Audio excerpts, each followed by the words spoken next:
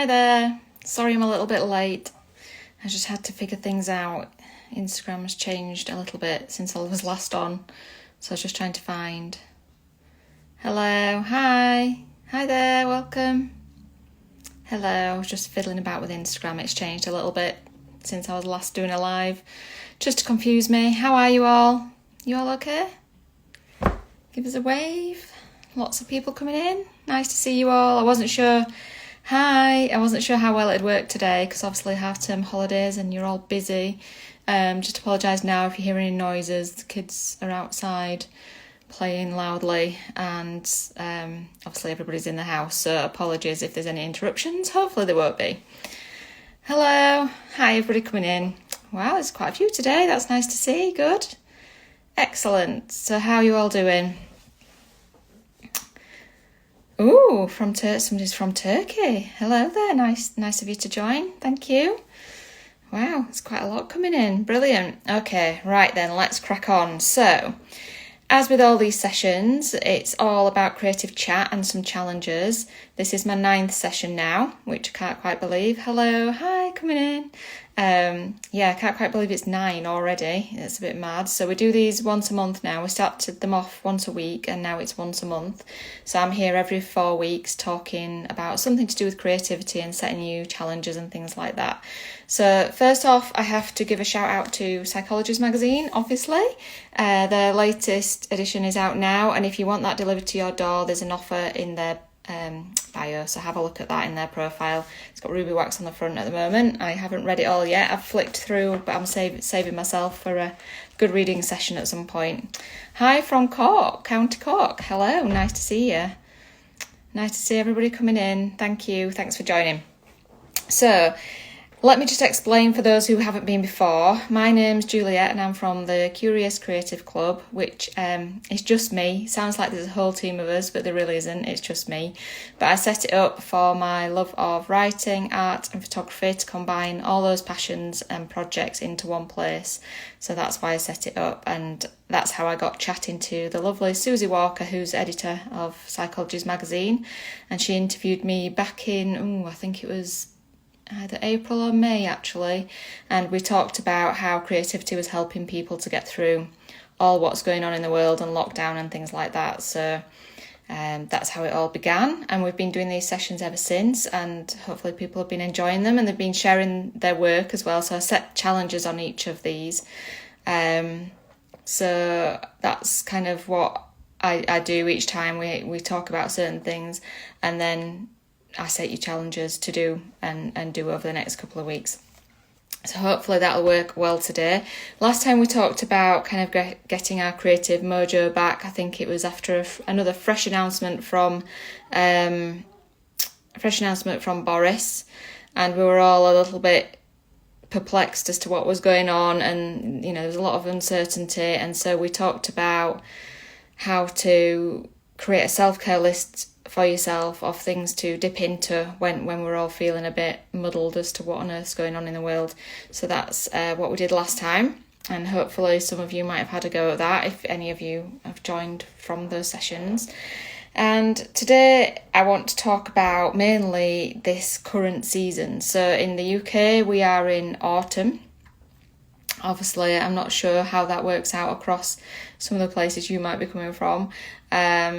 But here we have absolutely gorgeous colours going on in the woods and around us. And so I always feel like it's a really great creative season. Out of all the seasons, I feel like it's the one where there's the most opportunity, most excitement and most kind of inspiration.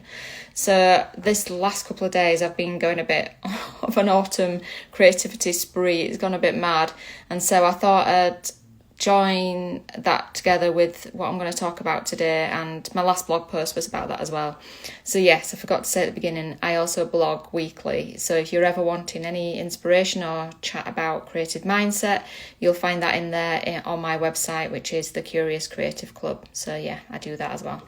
So going back to this season then, on good days it's great for walks, when the sun's shining, getting out into the woods, getting some fresh air is absolutely gorgeous. And there's so much evidence now on how getting out into nature really helps your mental well-being and just getting that kind of fresh air and out and about in the light as well before we go into winter. And many people are affected by seasonal affective disorder, myself included. I definitely feel like, if I'm not getting enough light, it really has an impact on me. So I try to get out as much as possible. And it's a great opportunity to get out, walk in the woods and pick things up that you can then use for your creativity later. Yes, I agree. Pandas UK. It really does. And yeah, so you can go out and gather things that you can then use for creative projects when you get home, when perhaps it is a really rainy, horrible day. And there's so much you can do with the kids as well, like in half term as well. I'll just to warn you, I've written absolutely loads of notes today because I didn't want to forget anything, and I've got lots of ideas and inspiration for you, so I will be kind of dipping down and reading my notes, so don't be put off by that. I'll try not to as much as possible, but I just didn't want to forget anything today. So on that then, the first kind of thing I would suggest to do at this time as a way to get creative, and what I like to do is, give you all pause then. Sorry, it paused then. Are you back? I'm sure it's okay. Just give me a thumbs up. Hello, is that any better? Can you just give me a thumbs up if it's still okay? Honestly, this house, it has Wi-Fi ghosts, I'm convinced. Anyway, hopefully you're there. I've picked you up and moved you a bit closer, so hopefully it's okay. Brilliant. Okay, so yeah, the first thing I'd suggest to do, and it's a good excuse to either do a little bit of shopping or a bit of a rearrange. So that's to look at what's going on in the home, and I often kind of change my not decor, but like decorative accessories, I guess, from the seasons. So during spring and summer, I'll have big flowery cushions. And then when it gets to this time of year, I'll swap that up for more snuggly things, more fur cushions and fur throws, things like that. It's all about that kind of snuggle factor and, everybody wanting to hibernate but create a kind of warm feeling too. The other thing is lighting. So, twinkly lights are not just for Christmas. I think they're for all the time, to be honest. But definitely in autumn, it's really nice to kind of invest in some twinkly lights, maybe put them around your fireplace, get the candles out, get that nice warm feeling glow in your living room so that you can just chill out on an evening. So that's definitely another point for the home is your lighting. Have a look at lighting and how that's working. The other thing is flowers. So dried ones are really on trend at the moment, and I've definitely been kind of looking at those to buy, but also just daft things like when I'm out and about in the woods or walking up the lane, just simple dried grasses that you can pick up along the way can weirdly create quite a nice simple arrangement. So I've been doing things like that. And then this weekend, inspired by the lovely Keely from Bloomingdale's Florist, who's a local florist near us, she did a great demo on Friday night on how to create a pumpkin display, which is fabulous at this time of year, but it's actually way more simple than you think it might be. It's just about carving out your pumpkin, putting some kind of vessel in the middle and your oasis, and then you can go ahead and create as you wish really and just play about with it. I mean, obviously Keely's were far more expert than mine were, but it was still nice to have a go. And I'm just going to try and show you now. So I'm just going to flip you around because this is what I created in the end. So hopefully you can see that there. I'll just go back a bit. There, look. You see that? There we go. So yeah, that's what I created at the weekend, which was really good fun to do. And like I say, just with some oasis in the middle of the pumpkin, and then I carved out a few stars from the front, which I did with some star cookie cutters actually, and I just kind of imprinted it onto there because it didn't fully go through, it wasn't quite soft enough, so I imprinted it onto there and then carved them out from that. So that was really fun to do, and although the kids were like, pumpkins are meant to be scary, what is this about? But actually, it looks great in your kitchen and really brightens it up. So yeah, if you're wanting to know more about that, Keely does some great kits on her website. So if you just have a look at Bloomingdale's on Instagram, and you'll see what she's created on there, which, as I say, is far more expert than mine, but at least I had a go. So yeah, so that was that. And then When it comes to the kids, obviously they're going to want to decorate their pumpkins, so just let them go wild. I know it's really tempting to kind of get involved, and you know, if you're a bit of a Monica like me, like I can be sometimes, and you're wanting to make it really perfect, it's tempting to kind of interfere, but don't. Just let them run riot. Obviously supervise them with knives. That's got to be said. But yeah, just let them research, you know, obviously they can now research on the internet some great designs, and my son was doing that yesterday to find his design. So yeah, obviously they're going to really want to do that, and it's a great autumn activity to do. So that's another thing. You could create leaf garlands as well, so that's quite easy to do if you just get some coloured paper or normal paper and create some leaf shapes for the kids to then decorate or colour in with paint, and just a simple case of yeah, Yorkshire Wells is saying having to sit on my hand so I don't take over. Yeah, I agree. So yeah, it's really easy to create some leaf garlands. So if you do some painting and then literally create a hole in the top and thread them through with some string, then that's great for them to hang up in the kitchen and things like that. And obviously there's loads of different art Halloween type things that they can do, which I'm not going to go into too much detail here on that, because you know, you can search that and there's millions of ideas out there to do with things like that. But now I want to move on to food. So this is the other thing where, you know, if you have children that are not necessarily wanting to do art, and my daughter's definitely one of those. She claims she's not creative in that respect, but what she does love to do is bake and cook. And so it's about tapping into any area of creativity, what they want to do, not necessarily going what you automatically just think of as being a creative activity. It's nice for them to have a go at something different. If that doesn't float their boat, then just look for other opportunities. And again, autumn is fantastic for recipes and doing different things. You know, we've got all the kind of sweet treats like parking and bonfire toffee and honeycomb and things like that, which they can have a go at. But also, I'm a big believer of soups at this time of year, and it's, you know, it might not be easy to convince your children to have soups, but they can have a go at making up their own. So you can either do that, and it's literally a case of them choosing the vegetables, chopping them up, cooking them gently, and then adding the stock in and blending, which, you know, just blending as well, they love doing that, having a go at that. But the other option is to buy like a small little book on soups, which this is, I know it's opposite way around, but this is the Good Food Soups and Sides book, which I absolutely swear by. I think it was like £5 at a garden centre or something. And I've used that for loads of recipes in there. My favourite is the sweet potato Thai red coconut soup, which you'll see on my Instagram feed. I put it on there last week, and I absolutely love that soup. It's really warming, got quite a kick to it, and that always seems to go down well in our house. So that's another option. When you're scooping out the pumpkin, obviously you can then create that into a soup, which I did yesterday. Still not convinced if I like pumpkin, I'll be honest with you. But actually, it tasted okay. I added in some ginger, some garlic, some chilies, a little bit of cream, and whipped it all together, and it didn't taste too bad actually. So yeah, I just didn't want to waste all the, you know, we did 3 pumpkins yesterday, I think, and I didn't just want to waste all the goodness inside. So that's what I did with that. I've also separated the pumpkin seeds, which I'm going to have a go at roasting later. I found a recipe actually via RSPB. So we're members of the Royal Society of Protection of Birds, RSPB, and within that, you know, you sign up to a newsletter and they sent through the recipe for pumpkin soup and pumpkin seeds. So I'm going to have a go at doing that today as well, as just some, you know, an extra thing to do with what's left, and apparently really good snack and good for you. So yeah, I'll have a go at that, see if I like them. Not sure, we'll have a try.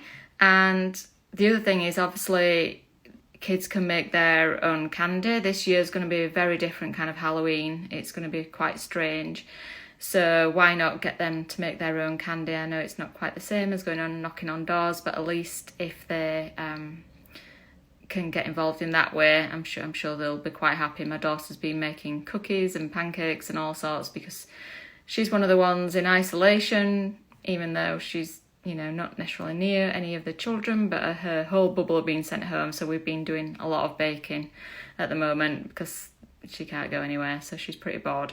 But yeah, it's always a great thing to do. I'm yet to find a child that doesn't enjoy some sort of baking or cooking. On that as well, when we started out in lockdown, we did, as a family, kind of come dine with me thing. For those who are not don't know about come dine with me, it's just simply making up a menu for yourself, cooking it, and then the rest of the people who are eating it vote which is the best. So we did that at the beginning of lockdown, and we did that with a main and a pudding, and this time we're going to do it with a main and a starter. So yeah, that's another activity to do quite easily in autumn and in these holidays. Give them something to do, create the menu themselves, and then have a go at cooking it. Build those life skills, those bits of resilience that we quite often just cook for them, but they need to learn how to do these things as well. So yeah, we're going to have another go at doing that. So what else could you do? Obviously there's much more than that, but I've jotted a few down here. I did write a lot about this on my blog last week, so if you're wanting even more ideas, you can always nip back and have a look there as well. So another thing I thought was you could write your own family horror story. I've just floated this idea at lunchtime downstairs, and the idea is that you all write a starting sentence on a piece of paper, and then you keep passing that piece of paper around, and you each add a sentence, and by the end of it you'll come up with some really weird and wonderful stories. So that could be quite fun, and then you can read those out on Halloween, toasting some marshmallows outside in the dark. Or if it's not very nice weather, we're going to turn off all the lights anyway and just have an evening of by torchlight or candlelight only. So yeah, that's going to be interesting. Not sure what the dog will think of that, to be honest. I think she'll be a bit confused. But yeah, we're going to have a go at that. The other thing is you could do, I've seen on Facebook recently, a friend of mine shared on Facebook like leaf animals. So if you get them a certain shape and go one side, you can easily make like little hedgehogs out of them, and just using marker pen on actual dried leaves. I've had a go recently of doing a bit of leaf art as well. So this is just a normal leaf pressed and until they were dried out, and then what I've done with some others is once they were ready, I've done some needle felting behind them. I'm just trying to show you this there. So there you go. So yeah, I've created a needle felt background, and then just placed the leaf on top and kind of threaded the stem around to fix it to the needle thread. Just because I want to, I'm a bit weird. I love leaves and I love trees, and I just wanted the kind of beauty of the leaf colour to shine through, but to have a bit of a different textured background. So I did that with that one, and then I've done another one there as well. So a bit of a similar thing, but a bit bigger this one. And just put them in really simple, quite cheap frames from IKEA, I think they were. And yeah, it's just, nice to put up around your home in autumn, and really simple to do. It literally took me about half an hour, I think. Needle felt kits you can buy online quite easily. There's not much that you need. You just need the kind of foam backing, the needle felt that you will be threading onto, and then some wool and your actual needles, and then you can pretty much off you go. And you can search how to do it online, but it is really simple. It's just a case of placing your background or wool, or however you want to do it, across your piece of felt, and then stabbing the wool into place. That's essentially what needle felting is. So I had a go at doing a few more autumnal ones last night as well. So that's a little sheep one there, 2 sheep and like a telegraph pole. I just tried to do a bit more autumnal colours, and another one here as well. And again, these don't take very long at all, but once they're in a frame, actually look really nice, really quite effective. So that's a bit of art that you could do quite easily. And obviously there's leaf prints as well.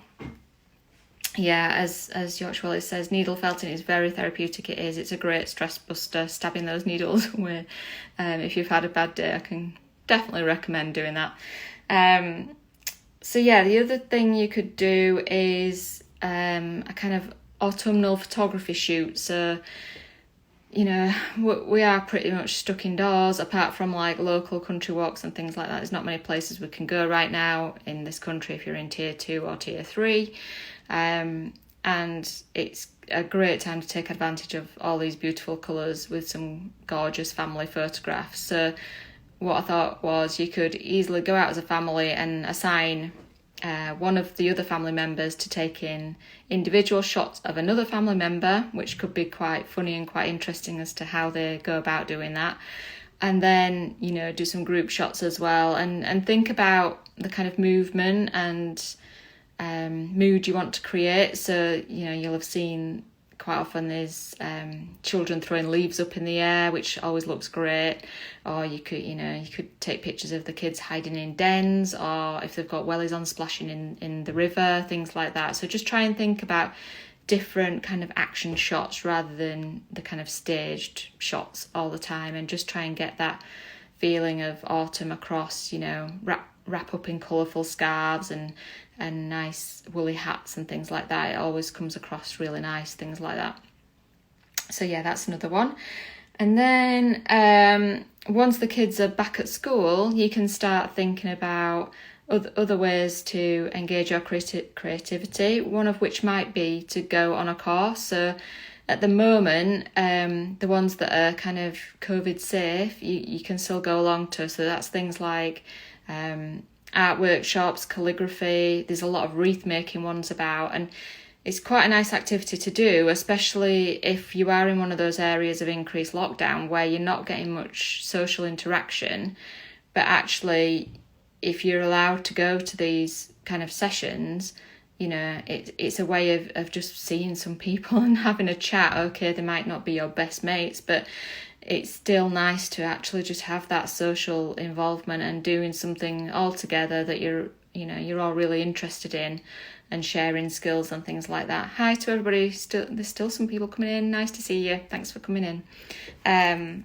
So yeah, and you'll find those via like local Facebook groups or art shops as well. So we've got a really good art shop in Huddersfield that advertises all these kind of things, and quite often you'll find that locally in your own towns as well. So just have a look for those and see if there's anything that floats your boat, and have a bit of me time doing something creative but with others as well. So yeah, it'd be a nice thing to do.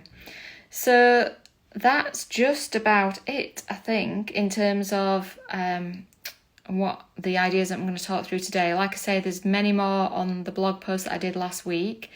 I'm conscious that a lot of people are on half term and need to get back to the kids anyway, and I hope lots of people might watch this up on catch up as well, for some ideas. But what I would say is the challenge this time is simply to have a go at one of these activities at least one a week. So it might be that 1 week you do pumpkin carving, the next time you might do the photography shoot I talked about, you might make some autumn goodies or soups for around Halloween, or you might do the family horror story as well. So those are the kind of things that I'm talking about. So if you kind of think about what I've spoken about and select 4 out of those that you think you might be able to achieve over the next month, that would be really good to do as part of your kind of seasonal self-care, as I put it. Because doing this kind of things creates a flow, creates a well-being, creates a massive distraction from what the hell's going on in the world.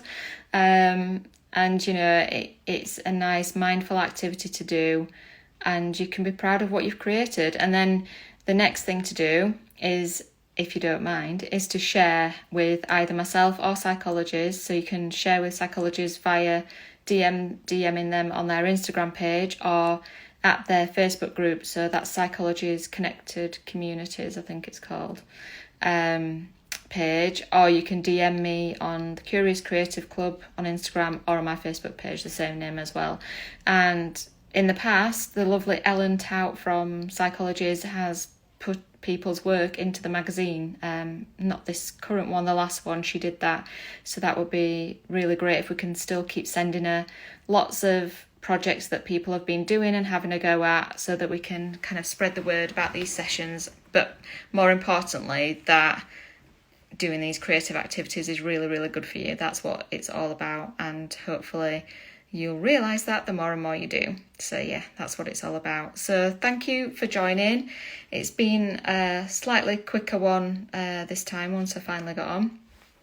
But, you know, I'm just conscious that everybody's got a lot to do in these holidays. If you do want psychologies, the offer is in the bio of how to get that posted to your door. And obviously, you know, I love the magazine. It always resonates, always has articles in there that are really important at this, especially even more so now. So go and have a look. Thank you for joining, and hope you have some fun autumn projects on the go, and please do send me your pictures because I absolutely love seeing them. So yeah, please send them to me. That would be great. I will be back here in a month's time, so that's the 23rd of November. I'm not quite sure what I'm going to be doing yet. Might link to Christmas, I'm not sure. But yeah, I mean, if there's any questions or anything now, just shoot in now. If not, then obviously, like I say, I'll be posting a link to this in my blog later on today as well as it being on Psychology's Instagram page. So please share to anybody you think it might help, any families that are wanting activities to do during half term as well. Please do share. That'd be fantastic. All right then, I think that's about it. So happy holidays and see you again soon. Take care. Bye.